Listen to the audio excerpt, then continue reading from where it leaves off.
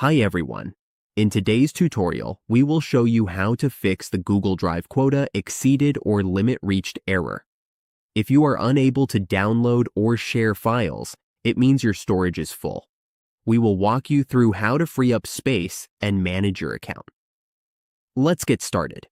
If you are having trouble downloading a file, like this one, and you have already exceeded your limit in Google Drive, the first thing we need to do is click these three dots and then click Add to Start.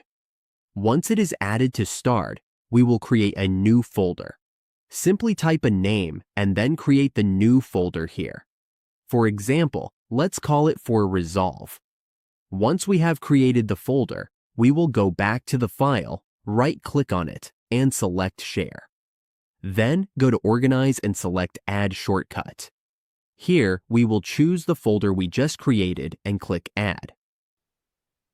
Once that is done, it will resolve the quota issue and the file will be ready to download. We can now download it to our computer.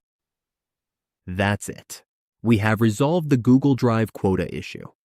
With these steps, we can continue downloading and sharing files without any interruption.